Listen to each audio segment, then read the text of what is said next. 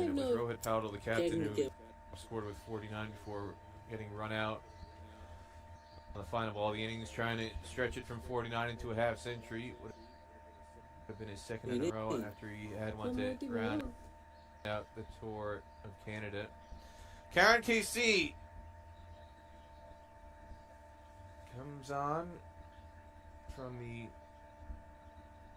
media end to take the new ball alongside Rajan Dakel. The river end, we're calling it. We got the race course end and the river end, the two R's. The DJ might just want to cut the tunes. He does, as Karen KC comes in to America's captain. And there is movement, isn't there? Definite movement. Too full, gets away with it. This shift to get Mayank Patel back up to open the batting, who will have dictated that? Will that have been Patel himself? Will that have been Stuart Law? Or how will that have worked? He's the captain. He calls the shots. He's the boss in the USA squad.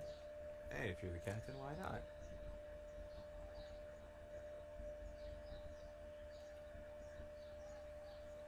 Yeah, missed all 4 T20Is down in Windhoek with recurrence of that shoulder injury that ruled him out of the World Cup.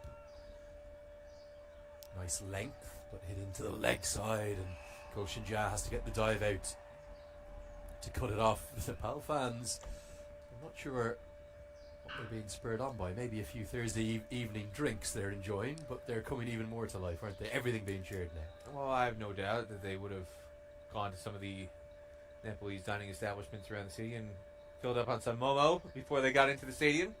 Gotta love your momo, Peter. There's nothing better. I don't know if you're watching the King City coverage, but up in Canada there's a momo truck that came every day. Incredible scenes. Well, I wouldn't be surprised to see a momo truck parked outside on the weekend here in the parking lot. Mukamala not able to counteract that length. For Nepal to win this game, do they need wickets early, or will the required run rate come into the equation as well? Well, the bigger thing is just making sure USA doesn't run away here in the power play in the first 10 overs.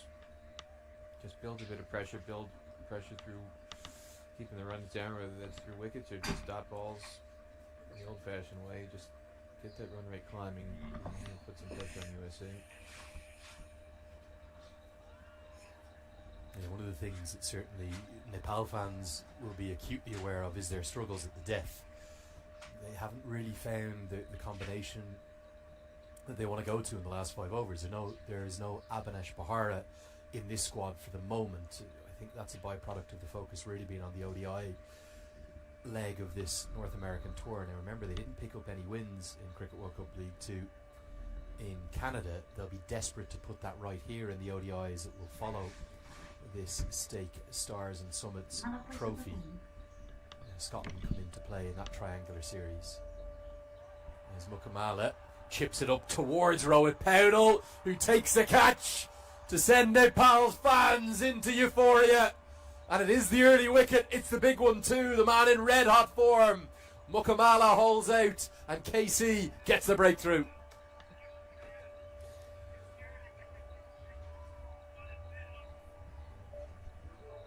Well, I just felt there's that slight bit of pressure building, top ball pressure. Mukamala twice didn't get the single that he wanted.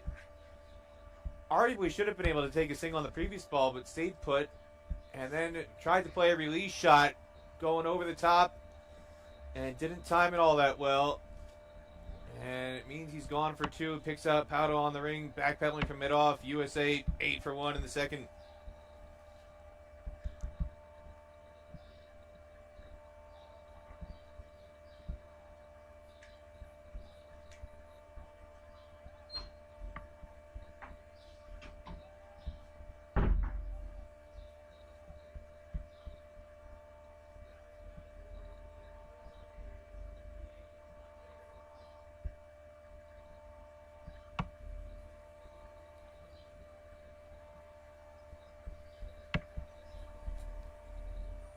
Andries House in at number 3, who's had such an impact in his nascent international career. South African pedigree and origin, and well, he's taken like a duck to water to American cricket. And big news as well, Peter de la Pena, because he's been one of the first officially confirmed signings, overseas signings that is, in the new Nepal Premier League that will get going on the 30th of November. He signed for the Pokhara Avengers. Good name for a franchise team, that, isn't it? The Pokhara Avengers. So they have house in their ranks. Karen KC closes out an excellent first over. Just the one run from it and the big wicket of Mukamala too. USA 8 for 1.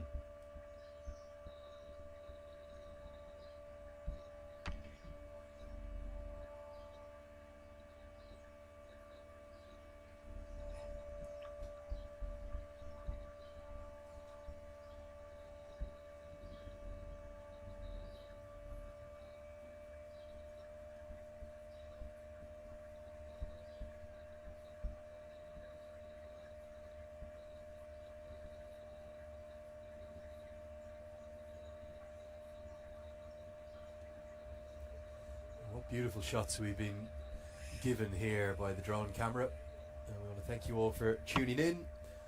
If you're watching back in Nepal, you'll be on Kantapur TV HD as the keeper comes up to the stump. Sasif Sheikh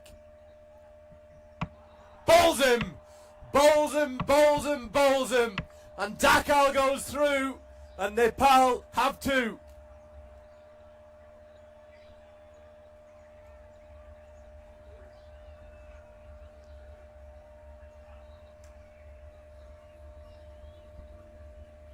Well, we've seen the stumps get knocked back quite a few times tonight. Usually by spin in the first innings. This time it's pace doing the trick. Rajan Dakal just got that one to nip back ever so slightly.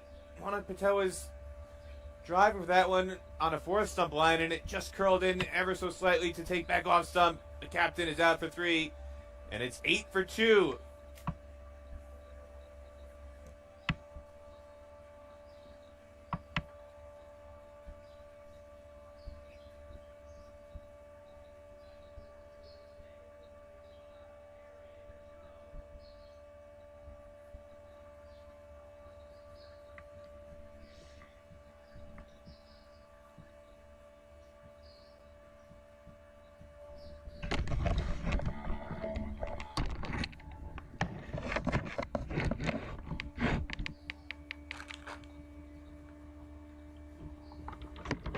The man we were just talking about, Aaron Jones, comes to the crease.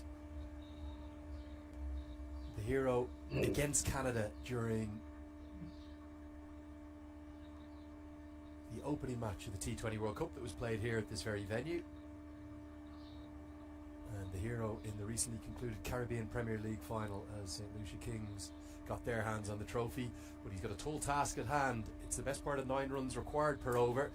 And we spoke about Nepal needing early wickets. They've got 2. And they may well have 3. This is full. This is straight. And given not out. Well, wait for the signal.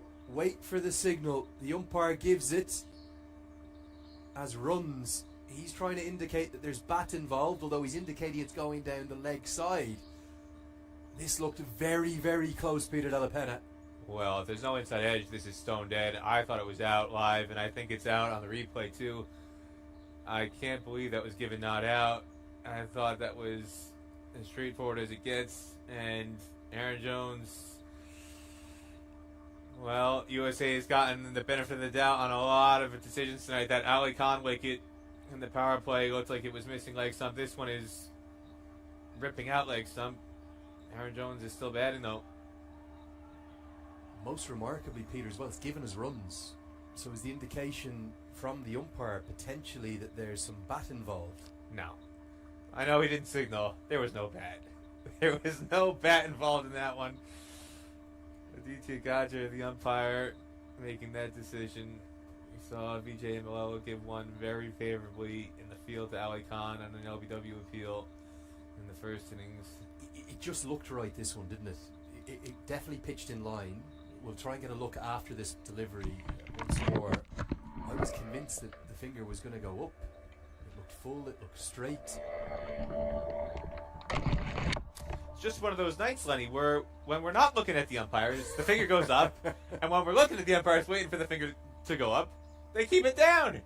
We might get one more look now if we can. Here it is. Now the question is, has it pitched in line? I think yes is the answer to that.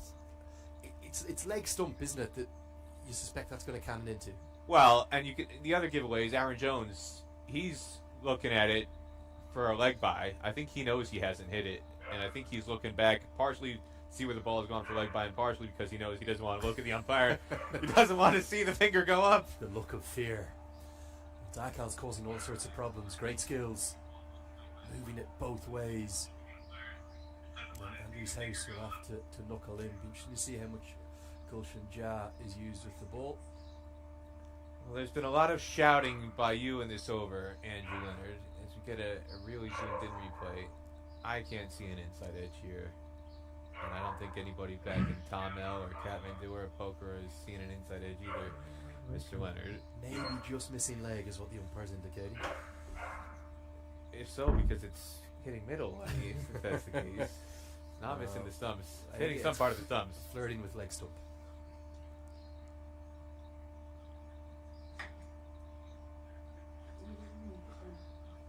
Really good over. Superb start from Rajan Dakal. He got one in the over, he could have had two. Three have been bowled. It's 10 for 2.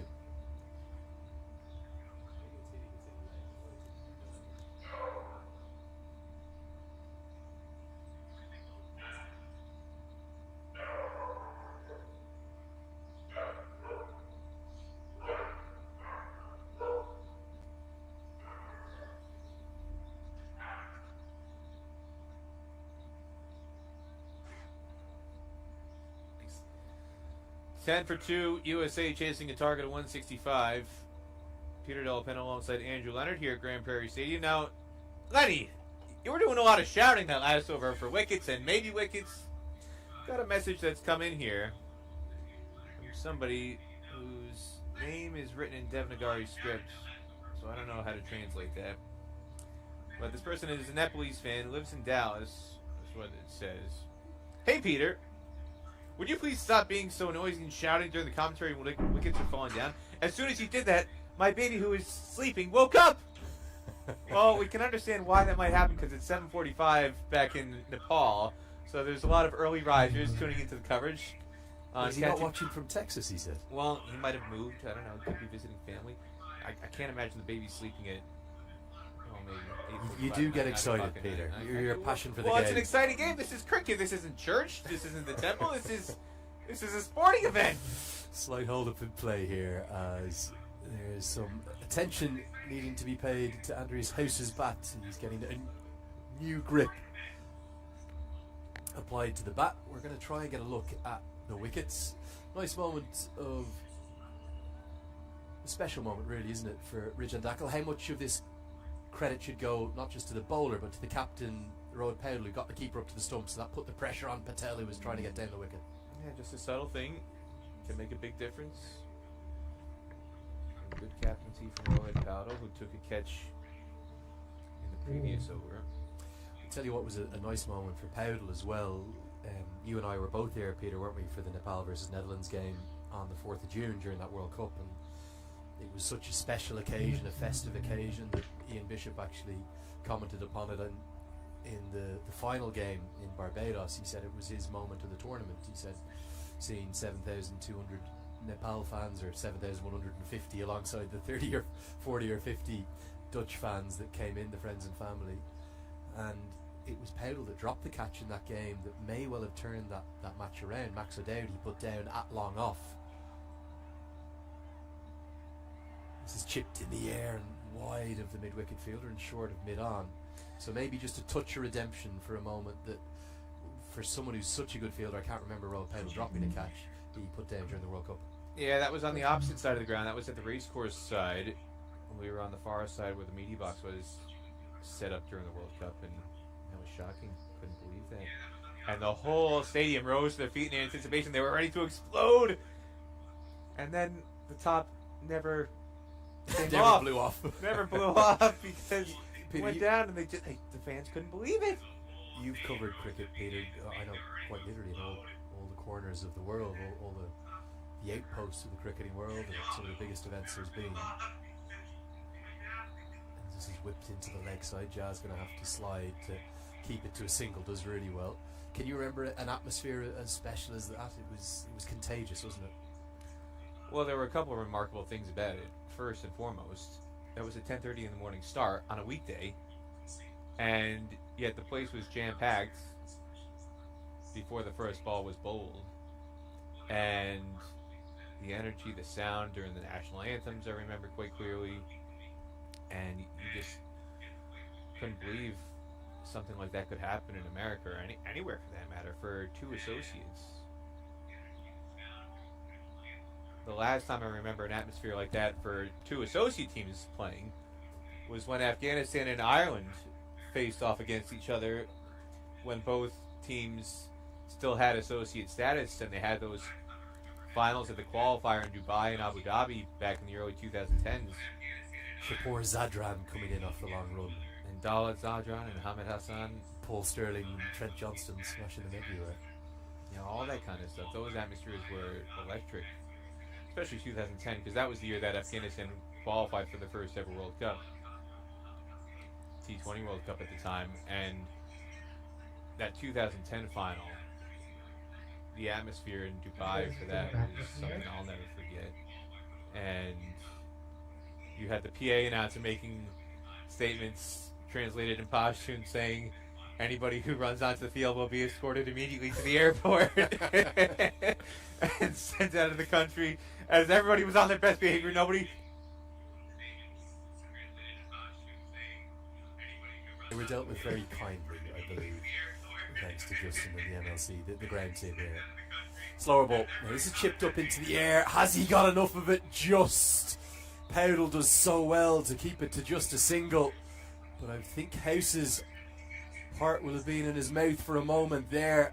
Subtle change of pace potentially from Karen KC. Very nearly outfoxed Andrews House.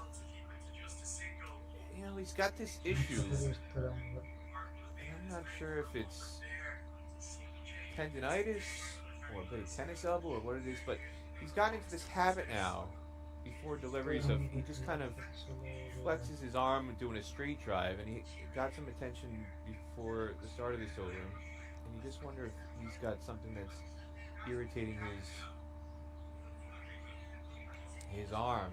He's taken the glove off, and he's looking again for some more assistance in between overs, as it's 13 for 2 after 4.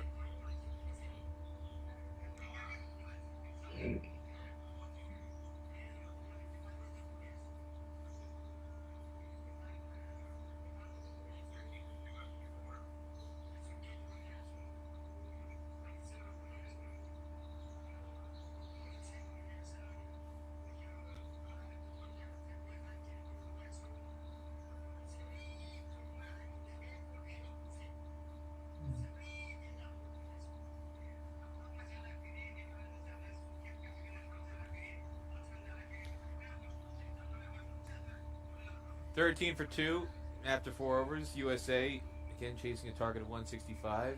The fans are bundled up here on a brisk night in Grand Prairie, just west of downtown Dallas. It was gorgeous and sunny in the daytime. I don't know what it was like when you landed, Andrew Leonard, but when I got here, I brought a jacket with me, and I had to take it off. I was wearing shorts and t-shirt. It was hot. It was steamy when I got off the plane. I can assure you it was warmer than Dublin and Ireland, where I was for about a week, where it seems to be eternally freezing cold. Now this is a good move. Ridjan Dackle is going to be given a third consecutive. And with the movement that's being created, you can understand why Rohit Powdle wants to keep going.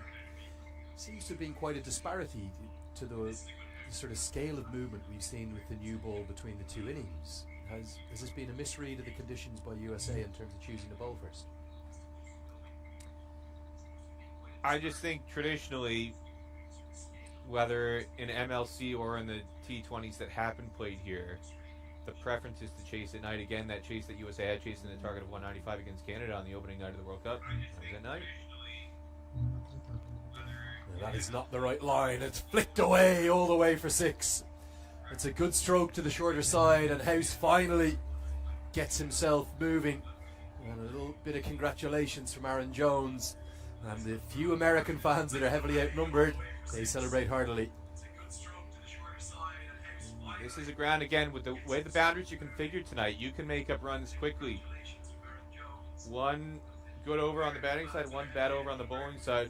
Suddenly that required run rate is going to drop sharply. And you can score very quickly on this ground. USA will be banking on that, just that one loose over.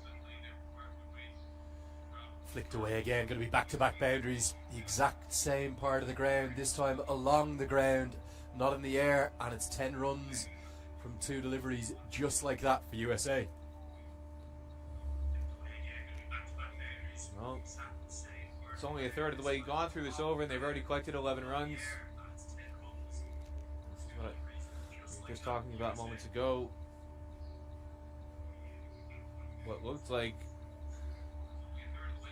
a positive, aggressive decision at the start of this over by keeping Rajan Dakal on may now be backfiring for Nepal, as they've got 3 guys out now. There's a lot of confusion out there that Andres House is creating.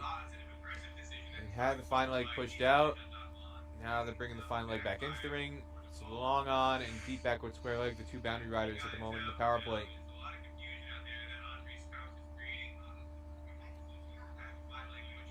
Be a single this time. I don't mind the move, even if this over goes for 15 and they don't get the wicket. I think it's the positive move. I don't think Dakal has shown that he's quite got the skills yet, even though he bowls a good slower ball, to bowl 2 consecutively at the death. So it's an aggressive move. It's not something you see altogether too often at the very, very top level of T20 international cricket. Some of the bigger teams don't like going 3 in a row from the same bowler. But I think when the conditions are in your favour, it's no bad thing. If he could still get 3rd wicket here in the power play, it would be big advantage to Nepal. Well, you never know, Lenny. If he takes a wicket off these last 3 balls, we could be on the verge of a Kalimula. We have to rename the Kalimula as Dipender Singh Airi fields ever so quickly. Gets a big ovation from the crowd. Kalimula was shorn of his usual death bowler for Oman during the Canada series. Bilal Khan out with a shoulder injury, so he was having to bowl 2 at the start and 2 at the death. He was pioneering a new Kalimula 2.0.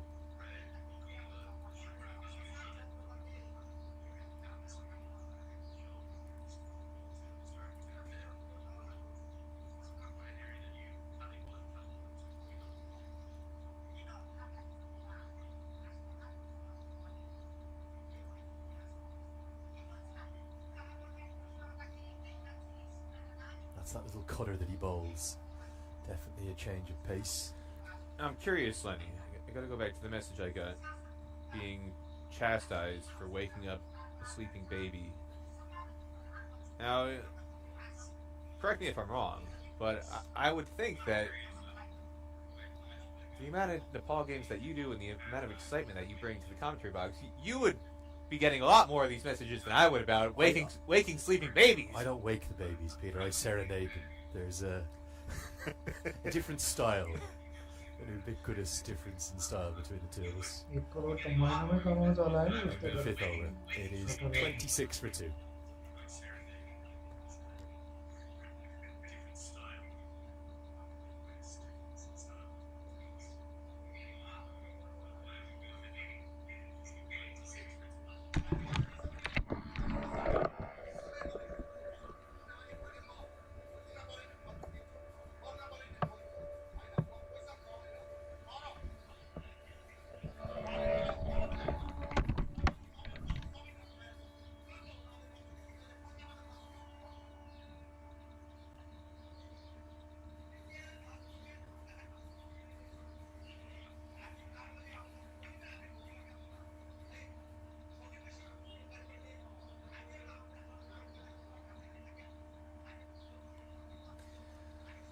.26 for 2 after 5 overs as Sagar Dakal is going to come on to bowl his left arm spin. USA chasing a target of 165. This is the first of 3 T20Is in this Stake Stars and Summit series here at Grand Prairie Stadium, and then it will be followed by 2 matches that the USA A squad is going to be playing in 50 over format. One against Nepal, one against Scotland, ahead of the 6-match Cricket World Cup League 2 ODI Tri-Series. The Stars and Summit Series, Lenny, they were trying to go thematically with the DJ, with the song Chasing Stars, and the song, they got carried away. Kept on trying to play while Sakadaka was trying to bowl. Sakadaka, real chance for him. Talk about the redemption for Rohit Powell with that catch. It's not necessarily redemption for Dakal, but Dakal played that first T20 World Cup game here, the one we were just talking about, against the Netherlands. Bowled 4 overs, none for 21. Wasn't used again. And actually hasn't played internationally since. Did play those games against the Canada HP teams with good success. But with no Sandeep Lamachani in the team, he's the one who's come into the squad. It'll be interesting to see how he goes in these conditions. Different kind of bowler to Kenjigate or Harmeet Singh, but we've seen left arm spin be effective here.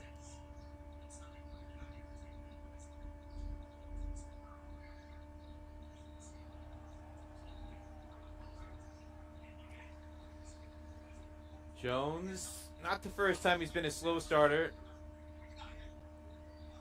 so it shouldn't be something that USA fans get too alarmed about seeing him chew up 3-dot balls here. Only becomes a problem if he winds up getting out after soaking up these dot balls. He's somebody who can accelerate. Once he gets the ball 20, he can go bonkers.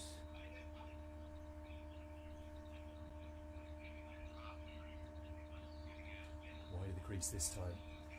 It certainly has been a chance for Dipender Singh Iree given!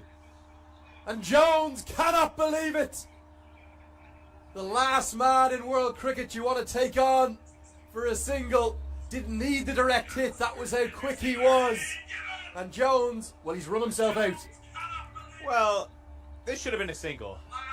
But he got into dot ball mode, and I think Andries Kous was lulled into dot ball mode at the non-strikers end because I think he thought one of those previous deliveries, maybe they could have snuck a single.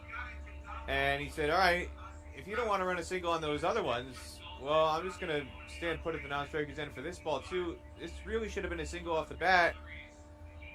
Jones didn't respond initially, and Gauss stayed put at the non-strikers end thinking, all right, you're not taking a couple strides out of your crease when the ball is coming off the bat, so I'll stay put. And then suddenly Aaron Jones just tried to run.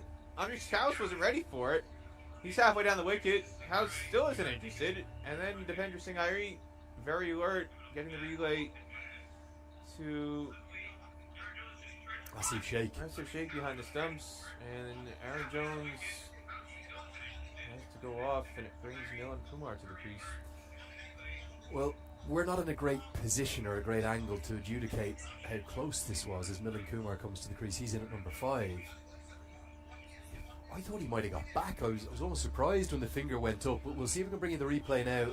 Well, he didn't put in a dive, and I think he thought he was going to get back, not necessarily comfortably, but the fact that he didn't need to put in a dive. You just have to question the decision of trying to run a single to Dipender Singh Iree. Here's another look at it here. You can see House took a step at first, but it's straight to Iree, and he's so quick. It's not going to be the angle that's going to tell us. We'll probably need to see that one once more. Well, that's definitely out. That's definitely out from that side angle. But what you don't see on that down the pitch when it came off the bat, House took 2 steps, but Jones stayed put. Oh, this so nearly bowls him, and a kind of afterthought appeal for LBW. But the umpire says there's a bit of bat involved. The question was it pad first? It's all happening in Grand Prairie. The power play belongs to Nepal. We'll come back with those replays. It's 27 for 3. Just watch. Well, this is the shot, and that. Oh dear. Was there bat involved in that? Did it come straight off the bat? There was definitely bat. 27 for 3 after 6.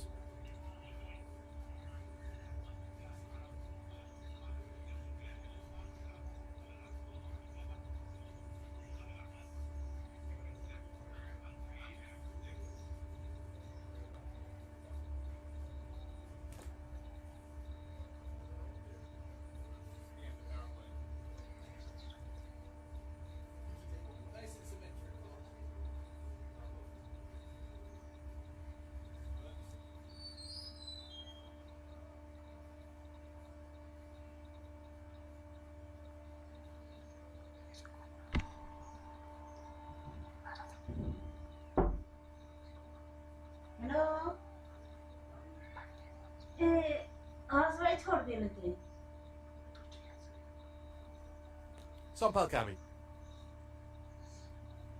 Been around an awfully long time.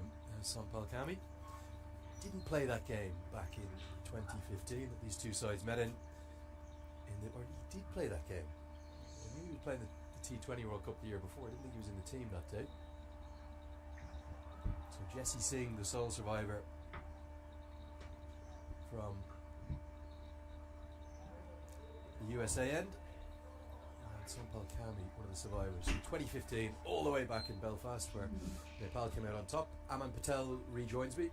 Aman, great to be with you, and thank you for all your insight in that first innings. Nepal are ahead of the game here by quite a distance. Yeah, you'd have to say so. Again, Aaron Jones is in such a great run of form. So is Sadeji Mukamala. They're both back, and both back cheaply. 28 for 3 after the power play. How often do we talk about that? That wickets in the power play tend to lead to success. Good running from the USA. This will have to be key. They'll have to match Nepal. What did they do when they started to rebuild? Roy Baldo came in, found the gaps, and took quick doubles. Going to see if we can get one more look at that replay of the run out, because it's almost a cardinal error. It's a cardinal sin. Anyone who knows associate cricket, let alone world cricket now, they know about this man at cover, and you just don't take a single to Dipender Singh Airi. And House came half a step, but look at the speed. It's just that even if the throw was slightly off target, I tell you, it's a good decision as well. Not out by far. Yeah, not out by quite. Out by quite a bit. And like you said, don't run on Dipender Singh Airi. It's one of the rules that you have in your book. It would have to be a coaching point as well. And Andres House never looked interested in that run either. Aaron Jones immediately pointed back, acting as if House was halfway down, and felt Jones was late to start. And that's what just almost happens. As we mentioned, Peter Della Penna talked about dot ball mode. Almost happens when you get into that dot ball mode, you just tend to find lulls to sleep. Gampi, though, he's going to want to find himself the right line. And I think he's got a big opportunity to impact the game. Milind Kumar is a great player of spin. Played a lot of cricket in India, led the Ranji Trophy in runs before he came to the United States back in 2020. He was the leading run scorer in Ranji, and it was for what he did against spin. That's what he's known for. Again, that's that run out yet again. That's the reason Milind Kumar's out there. Like you mentioned, brilliant work by Sheikh behind the stumps as well. I think it's an excellent decision. You watch that the third time now and you go, oh, well, of course it's out. Right. But particularly from the angle we had at first, you're looking at it going, maybe he's got back. You have to question Jones, how fast he was on the turn, also the lack of a dive. Just a bit of a sloppy piece of cricket there from every aspect. Strategically, to not recognise the fact that it is Dipender Singh Airi, and then really he's only got himself to blame for being back in the hutch. Slower ball, changed up. One of the things that will keep USA in this contest is Nepal's struggles at the death, but that required run rate's going to start to come into the game more and more. What are they thinking as they go along here? What would they like to be maybe after 10 overs? I think for the USA, it's less about that run column. I think it's more about those wickets. You still have plenty of bats in the shed. Shahed Jahangir to come gives you good depth alongside Harmeet Singh. You know Nashkin Jagay can score some runs as well. So you have bats at your disposal. It's just getting to a point where you can utilize them. So I think they'd be happy going at a run of ball at this stage till the 10th over, as long as they keep that 3 in the wicket column. You're also under a kind of pressure that really, with the exception of those games against the Netherlands in August, that they haven't really been under since Stuart Law's come into place. 4-0 clinical series victory, unbeaten against Canada down in Prairie View. 2-1 series victory over Bangladesh, their first ever over a full member nation. That was also in Texas, although at the different venue down in Prairie View, not here in Grand Prairie. Shout out to our camera team up on the cherry picker up top. I'd say it's a bit chilly up there, lads. Give us a wave. They probably can't hear us, but we're waving to you lads anyway. Then an exceptional World Cup run where they got through to the Super 8s. Another drop and run single attempt, and need to be careful. I think Anil Kumar Shah thought that this was half a chance. Look at the energy, the positivity from Nepal. But then it was only those defeats to the Netherlands, because when they went down to Windhoek, they won 7 from 8. They've been so brilliant under Stuart Law. No, they have been incredibly good, again, under Stuart Law. And they've never seemed to take pressure on. Even against Canada in the World Cup, you felt that they were always in the game, even as that run rate got up towards 14. And right now, you can just see Milind Kumar and Andres Kaus typically wouldn't have batted a lot together in really any stage of domestic cricket in the United States or with the USA team. And you can just see, right, there's a little bit of confusion on when to go, when to stop, and Nepal are finding the energy. And you don't need a lot for Nepal to get the energy here, especially with this crowd and this group, the momentum swiftly with the Nepalese. Now, this looks close. Massive appeal. The umpire has a long think, and he says no. And to add a bit of insult to injury, they come back for another one. Cammy, he's not going to get it over the stumps, is he? What's this missing? Given his leg buys. Well, we've seen the tail in pretty consistently from Sumpal Kami. He's just missed the line. This time he's gotten it absolutely right. Milind Kumar playing down the wrong one. That looks like it's going to castle onto stumps. Well. Nepal feel hard done by some of these decisions. And the 7th over will come and go. It's 34 for 3, rather fortunately for the USA.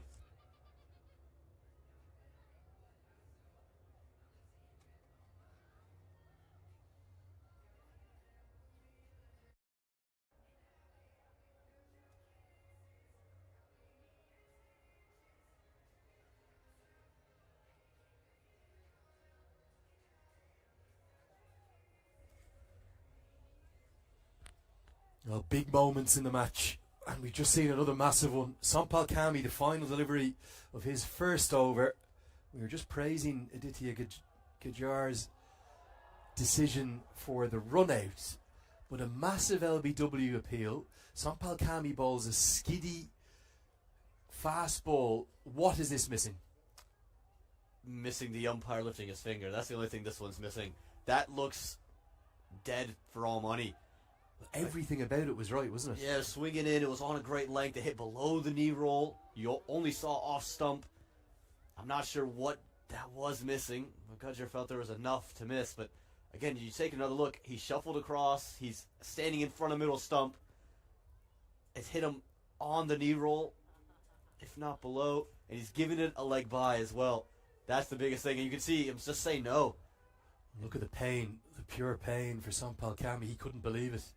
It's almost one you kind of celeb appeal on, isn't it? Ball's just skidding on a bit, isn't it, under lights? And USA haven't adjusted particularly well to that. Milind Kumar taking a little while to get going. They've kind of had the rub of the green, haven't they, on all the marginal decisions thus far? Yeah, you'd have to say so, starting with the Ali Khan decision. And right now, out there in the middle, you can just see a sort of tension from the USA side. They're just not sure what gear to play in. Milind Kumar was struggling. Andres House just found rhythm. We saw him hit 2 back-to-back boundaries. And then Aaron Jones gets dismissed. So now he's been held off of the strike, and he's got to find his flow again. And there isn't as much dew around the ground as maybe in June that we had. And there's a couple of reasons for it. Obviously, we're later part of the fall. But also, Dave Agnew has started putting down a little bit of a wax on the grass that keeps the dew off from keeping onto the leaf. So it doesn't seem to affect the ball as much as spinners still get enough purchase as the day goes on. Full toss gets away with it. Yeah, it can be very difficult, can't it, with the dewy ball for the spin bowlers. And again, it's something that they're starting to get more and more exposure at this, the leading associate teams, but they just haven't played a huge amount of cricket comparatively under floodlights. So all of these opportunities in a venue as brilliant as this one are great learning opportunities for both sides. But Nepal on top at the moment, and House has just taken a while to get going himself as well. Dakal's been impressive, none for 7 for him. 8 have been bowled. It's 40 for 3.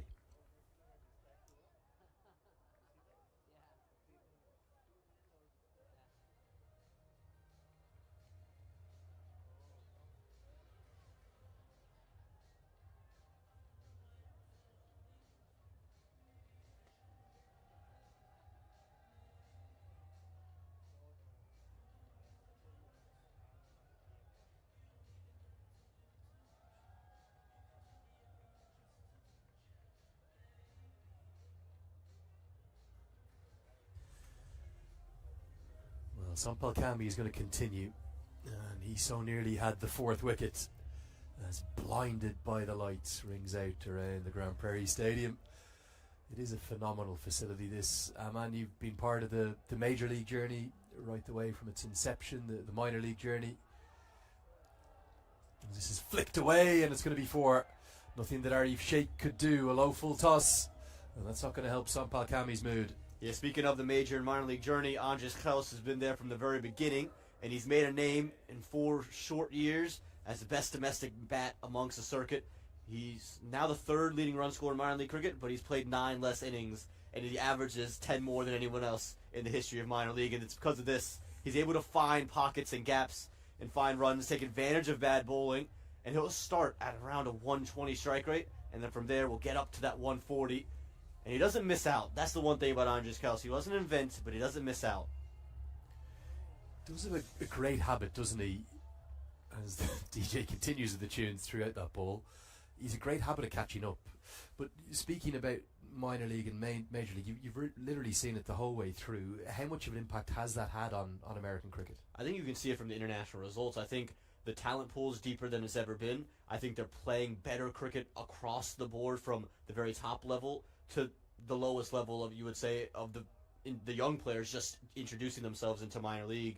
You're seeing guys that, young 16-year-olds make an impact and start to play really good cricket earlier, and I think that's a big credit to how much cricket they're playing, how much high-level cricket they're playing in the minor league. Protection out there, so just be a single. And it's still very much in its kind of embryonic stages, even though minor league's been around 4 years now.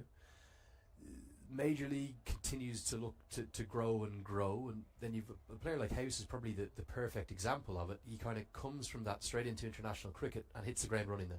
Yeah, again, Andres Kraus, Milind Kumar, even a part of that example. Shaheen Jahangir was an example of that back in 2023 when he debuted for the USA. So you're seeing them emerge there, but it's helped a guy like Saiteja Mukamala, a homegrown, jump into the team. Now mix up and a direct hit from Dakal makes it tight. House is running between the wickets, doesn't seem to be on the same wavelength as some of his partners. We're going to see that with Nepal now introducing their Premier League. It's going to start on the 30th of November. We've seen all of the domestic players given out amongst 8 teams. 6 teams in Major League at the moment. Yep. Maybe expansion down the line, you'd see? Yeah, I think that's the talk. I read an article with a couple of the owners of Major Leagues. You see this kind of mixed up in the middle. Milind Kumar will get back, but they're wanting eventually to expand out to 8 to maybe 12 teams and have 2-month season starting in June, and talks of even moving into the Great White North in Canada. Back live with you now, worked into the offside. House wants the second this time. Jazz throw into the keeper's end, won't catch Kumar short. Yeah, certainly you talk about the importance of those domestic leagues, and then I suppose the franchise opportunities for players overseas. We've seen House be signed by the Nepal Premier League, but he's gone around the world, isn't he? Harmeet Singh's been picked up a couple of places. You'd imagine Sarav Netravalkar is going to be in demand. We spoke about Aaron Jones down at the CPL. All of a sudden, American cricketers very much in demand. Yeah, Nash Kanjigay's gone over to gone into Abu Dhabi. Same with Andres Kraus in the T10 formats, and talks of Netravalkar maybe getting into the IPL, and I'm sure it's going to help Nepali cricket in the same way it's helped USA cricket. 9 gone, 47 for 3.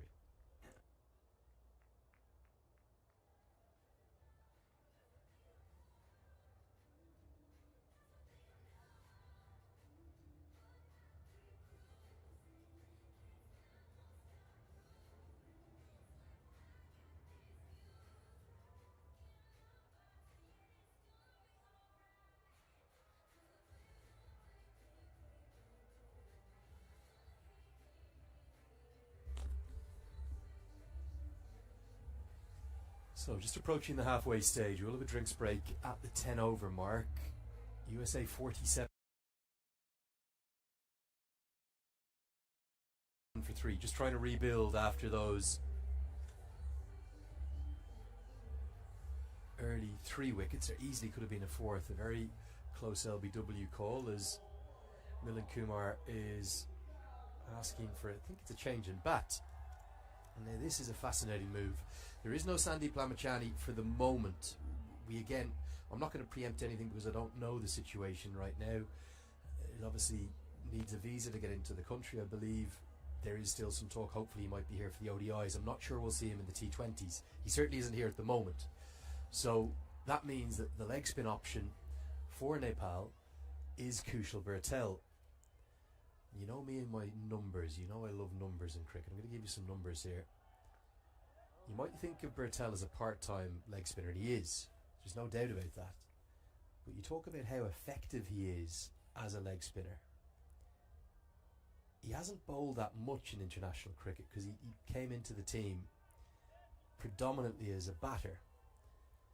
He bowled twice up in King City, took 5 wickets in the 2 games there, a 3-for and a 2-for. He now has 19 T20I wickets.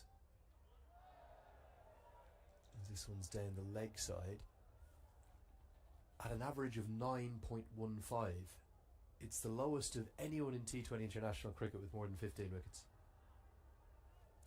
Phenomenal. And he has a strike rate of 9.1 as well. So he's taking wickets. And he feels like that kind of T20 bowler where what he does so well, I think, is just how quick he is through the air. You don't get time to get underneath him, and then he does get it to almost just dip at the end. He's got the variety as well. Bowls the googly, like that one On there. And you can see there he doesn't know which way it's going. He's saying it's coming out the front, and it's deceptive, isn't it? It looks innocuous. It does. I'm saying this as a former wrist spinner. It's not necessarily conventional leg spin, but maybe with no Lamachani, maybe he could be used quite a lot in this series. Now, massive boundary out there, but House is so good on the pull. He picks it up all the way for 6. I think we're going to have a lost ball because that's knocked off the concourse and gone out to the venue. Well, American cricket fans have gotten used to this shot. This is a shot of liking for Andres House. He loves to rock onto the back foot against spinners. And even with the big boundary, there was no doubt once it left the bat that was going to go all the way for 6. Just as we were talking about how good Bertel's been, he just throws down a long hop, and Andres House, like we mentioned, isn't going to miss out.